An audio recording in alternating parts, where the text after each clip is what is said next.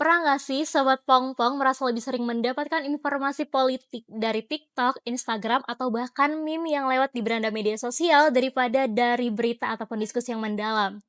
Atau mungkin tanpa sadar kita pernah menyukai, membagikan, dan bahkan mempercayai sebuah informasi politik hanya karena kontennya menarik, lucu, ataupun sedang viral. Nah, di era digital saat ini, politik tidak lagi hadir dalam ruang debat, seminar, maupun pemberitaan formal.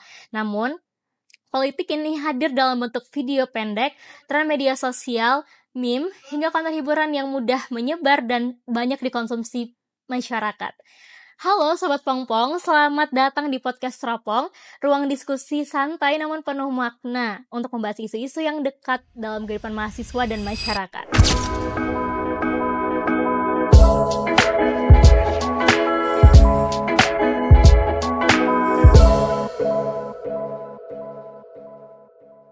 Saya Elza Fatimah Zahra yang akan menemani Sobat Pongpong pada episode kali ini dengan tema politik menjadi hiburan dan demokrasi dikejar algoritma. Dan tentunya hari ini kita tidak sendiri juga karena telah hadir narasumber yang akan membantu kita memahami bagaimana politik, media sosial, dan algoritma saling memengaruhi dalam kehidupan demokrasi saat ini. Baik Sobat Pongpong, langsung saja kita sapa narasumber kita pada hari ini. Telah hadir bersama kita Bapak Dr. Andes Sohibul Ansor Siregar MSI yang akan berbagi pandangan dan wawasan mengenai fenomena politik digital, budaya viral, serta tantangan demokrasi di era algoritma. Selamat datang Bapak, terima kasih banyak karena sudah meluangkan waktunya untuk hadir di podcast Teropong Umsu. Terima kasih, saya merasa berterima kasih diundang dan apresiasi saya untuk teropong. Mudah-mudahan kita diskusi nanti itu bisa menghasilkan sesuatu yang benar-benar. Baik, Bapak untuk membuka diskusi kita kali ini, langsung saja mungkin Bapak bisa menjelaskan ya terlebih dahulu bagaimana Bapak melihat fenomena politik yang kini semakin sering dikemas sebagai hiburan di media sosial. Sesuatu yang sedang terjadi pergeseran itu ya dari satu era ke era yang lain. Hadirnya media, politainment dengan dampak-dampak yang begitu multi risiko, katakan begitu ya, multi risiko kah istilahnya atau apa? Ada kemudahan bagi pesan-pesan politik dikemas dengan politainment itu, tapi ada dampaknya yang begitu menonjol, yang mungkin orang baru sadar dalam jangka waktu yang panjang. Masalah ini lebih menonjolkan politik kinetik, ragawi, hal-hal ringan dan sebagainya itu. Dan kalau kita tahu bagaimana lu mau berapa, nomor berapa, bayar berapa, gitu-gitu kan, itu rangsangan kinetik. Otot ke otak, tidak membesarkan kapasiti dari orang yang terlibat dalam politik itu. Itu persoalan kita di situ, kerugiannya di situ tuh. Dan bagaimana cara kita untuk mengantisipasi jangan terlalu banyak rugi. Dengan pola ini, ada sebuah pentradisian kemalasan berpikir dan itu menghindarkan orang untuk terlibat dalam pendiskusian aspek-aspek substantif dalam politik. Gitu loh Pak. Selera politiknya rendah, cita-citanya rendah, dan memang banyak yang terlibat di situ juga beroleh keuntungan. Raja-raja survei, political marketing, begitu besar uang yang mereka peroleh dari sini nih. Akhirnya orang tidak lagi berpikir tentang capacity, tetapi lebih pikir pada electability. Semestinya itu harus dibalik. Kapasitinya dulu, baru berpikir, membincangkan, mendiskusikan electability. Dengan politainment itu, sentuhan-sentuhan yang mengarah kepada info-info yang sangat rendah dan banyak terlibat di situ tuh, mudah orang masuk di situ apalagi dikemas dengan cacat hiburan begitu rupa, sehingga terlewatkan hal substantif dari politik itu. Masa depan kita apa? Itu yang sedang kita risaukan sekarang. Tapi rasanya dunia begitu, Donald Trump begitu, bagaimana caranya? Apakah ada cara untuk memperlambat arus destruksi dari kondisi yang kita hadapi ini? Itu perlu didiskusikan. Menarik sekali ya Pak dari Iya. Bapak, menjelaskan tadi Iya. terkait, politik tadi. Nah, Mhm. belakangan ini kan juga Pak, publik itu ramai ya membahas viralnya, di TikTok tuh ada lagu MBG Pak, kayak Iya. Mas Bahlil Ganteng begitu liriknya. Iya. Nah, yang awalnya itu kan berisi sebagai kritik ya ke Pak Menteri Bahlilnya, Mhm. cuma namun kemudian berkembang menjadi tren hiburan dan bahkan memperkuat popularitas dari tokoh yang dikritik tadi. Nah, menurut Bapak sendiri apa ini sebenarnya sedang terjadi dalam komunikasi politik di era algoritma saat ini melihat video tersebut Mhm. tadi makin viral gitu, Pak? Lazim itu, ada alasan ketika orang pertama kali membuat apa tadi, video atau apa, lagu atau apa ya, begitu tuh. Ada alasan yang betul-betul masuk akal ketika seseorang punya inisiatif.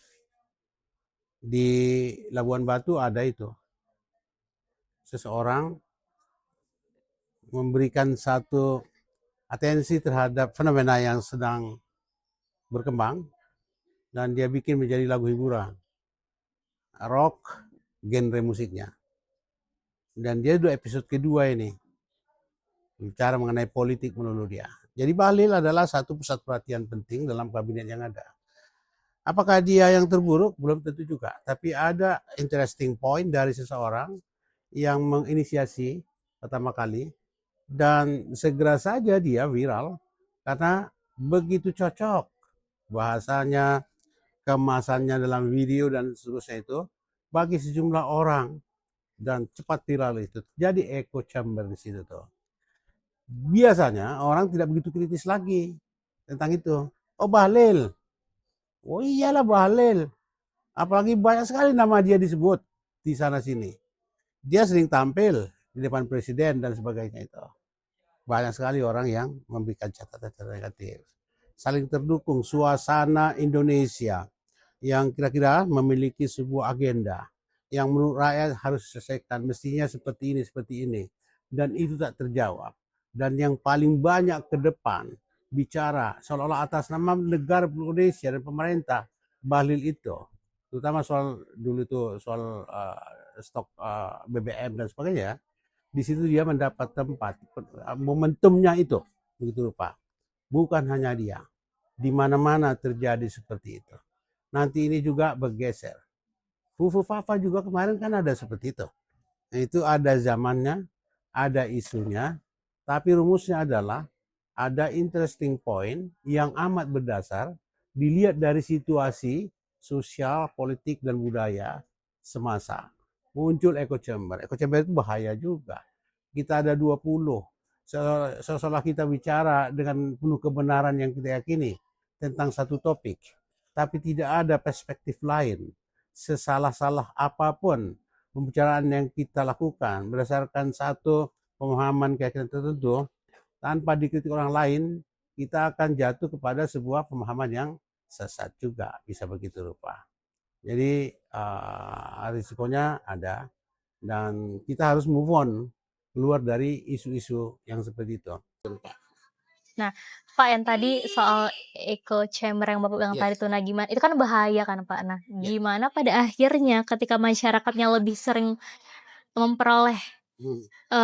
informasi politik pun dari konten viral dan hanya satu perspektif aja, Iya. pasti kan ada resiko kan, Pak, yang perlu Iya. diperhatikan. Kira-kira seperti apa resiko yang dihasilkan gitu, Pak, dari, dari perilaku masyarakat tersebut?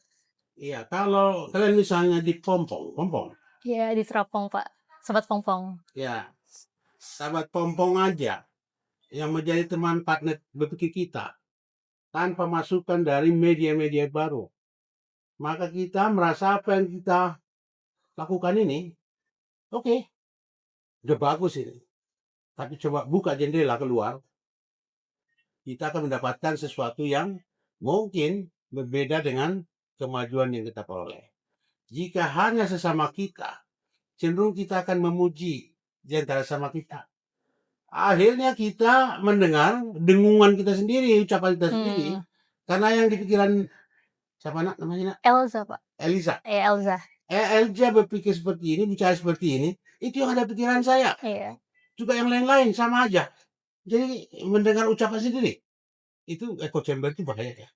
Karena itu harus ada kesediaan untuk secara preemptif melihat setiap fenomena dan isu untuk dipertimbangkan secara matang dari berbagai perspektif supaya kita jangan terkubur dalam suatu kesia-siaan, ya kan, lupa melompat ke depan padahal yang ini sudah mau terbakar sudah masa lalu gitu. Baik, Pak. Jadi kan terus, selain, masyarakat juga, nah konten viral itu biasanya juga diwarnai ya, Pak, ada kehadiran buzzer lah contohnya atau influencer dan konten kreator yang pastinya memiliki pengaruh besar terhadap audiensnya ketika mereka menyampaikan suatu perspektif gitu, Pak. Nah, kalau dari Bapak sendiri bagaimana Bapak melihat pengaruh buzzer tadi ataupun influencer yang mereka itu bisa membentuk opini publik, Pak, di masyarakat gitu? Ya mungkin paling sederhana menjelaskan itu dari segi ekonomi perhatian. Buzzer itu muncul dengan pamrih tertentu.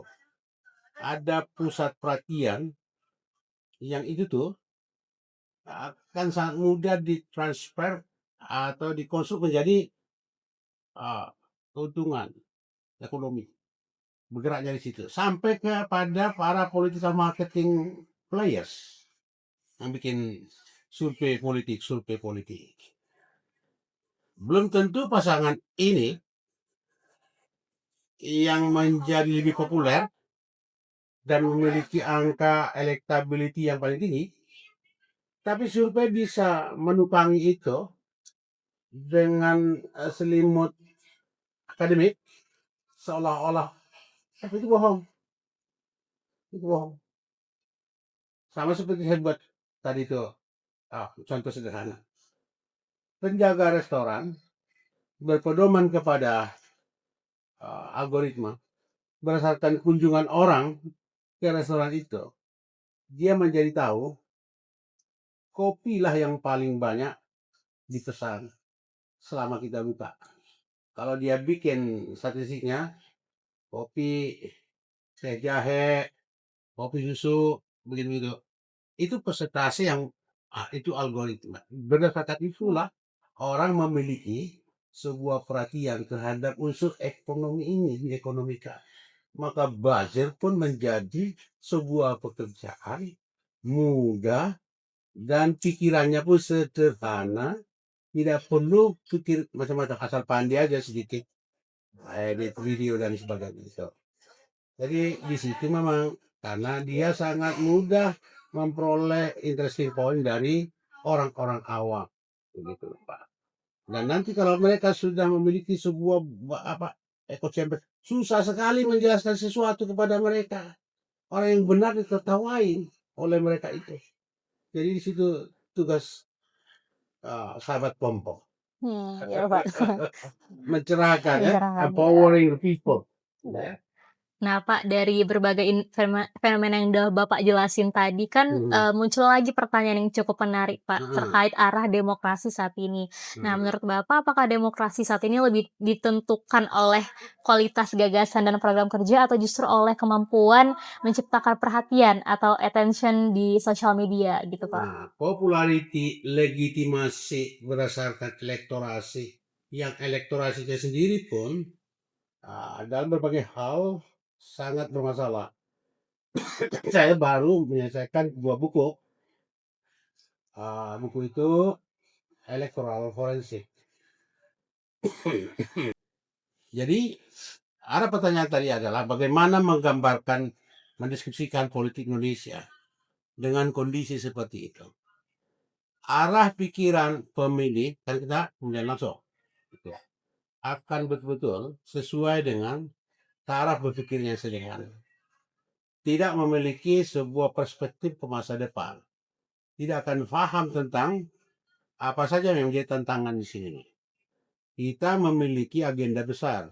Kalau kita percaya apa yang dikatakan oleh pemerintah Indonesia Emas 2045, apa iya ada kemungkinan untuk terdorong mengejar drive itu posisi Indonesia Emas 2045 dengan kondisi yang sekarang? Itu yang menjadi kekhawatiran kita. Karena itu harus ada gerakan dari mereka yang menjadi key person, terutama elit kelas menengah mahasiswa, untuk terus bicara tentang bagaimana cara mengupgrade pemahaman dari rakyat mayoritas tentang demokrasi ke depan. Ini bisa kita kaitkan dengan referensi lama ya. Kalau kita perhatikan bagaimana risalah tentang BPUPKI, sudah tahu BPUPKI itu ya, PPKI itu. Waktu mereka menuliskan dasar negara, lalu kemudian undang-undang dasar, konstitusi negara, nyaris tidak ada pembicaraan mengenai pemilu pada masa itu. Karena mereka tahu dengan rakyat yang sangat awam, dibikin pemilu, itu hasilnya sangat tidak mungkin beroleh successful seperti yang diharapkan. Jadi tugas kita adalah mencerahkan rakyat supaya rakyat ini bisa betul-betul berada pada kondisi yang baik untuk berdemokrasi. Sekarang kita masih sangat buruk, apalagi dengan fenomena yang sekarang ada backsliding demokrasi, mundur demokrasi kita itu. Dan yang paling bertanggung jawab adalah kalian generasi muda yang akan menjadi pemegang tongkat estafet nanti. Baik Bapak, tidak terasa kita udah di penghujung diskusi juga. Nah, terakhir nih Pak, mungkin sebagai penutup kan tadi kan Bapak menyinggung soal kita bagaimana mencerahkan masyarakat. Ya. Nah, apa pesan dan harapan Bapak agar kepada generasi muda, khususnya Sobat Pongpong nih Pak, Ya. agar tetap menjadi warga negara yang kritis, aktif, dan bertanggung jawab dalam kehidupan demokrasi kita di era algoritma ini Pak? Sobat Pongpong, tidak akan ada orang lain, negara lain, bangsa lain yang akan memperbaiki negara kita. Take it. Ambil sebagai tanggung jawab. Kerjakan semampumu. Minimal dari diri sendiri. Perbanyak diskusi, pembahasan-pembahasan serius, sehingga kita memperoleh sebuah arena untuk berlatih berpikir, bertengkar sesama kita dalam pemikiran, untuk menemukan hal-hal terbaik bagi bangsa kita ini. Jangan pernah berpangku tangan, karena desakan itu lebih ditujukan pada kalian daripada orang yang sekarang memerintah. Mereka akan lebih terfokus pada cara bagaimana mempertahankan kekuasaan. Sedangkan kalian dari muda pastilah berpikir tentang bagaimana memperbaiki keadaan ini. Kalau keadaan sekarang ini buruk, bagaimana mengenyangkan semua faktor-faktor yang membuat ini buruk dan menghadirkan suasana baru yang lebih bagus. Sahabat Pompong yang saya cintai, ya, bekerja terus. Terima kasih banyak kepada Bapak Sohibul atas ilmu, wawasan, dan pandangan yang telah dibagikan pada podcast Teropong kali ini. Dan untuk Sobat Pongpong, semoga episode hari ini dapat menambah wawasan dan pemahaman kita bahwa media sosial bukan hanya ruang hiburan saja, tetapi juga ruang yang dapat mempengaruhi cara kita berpikir, bersikap, dan mengambil keputusan politik. Jangan sampai algoritma menentukan cara kita berpikir tanpa kita sadari, karena demokrasi yang sehat membutuhkan masyarakat yang aktif mencari kebenaran, bukan hanya mengikuti apa yang sedang viral. Terus ikuti podcast Teropong dan sampai jumpa di episode berikutnya. Saya Fatima Zahra pamit undur diri. Wassalamualaikum warahmatullahi wabarakatuh. Salam pers mahasiswa.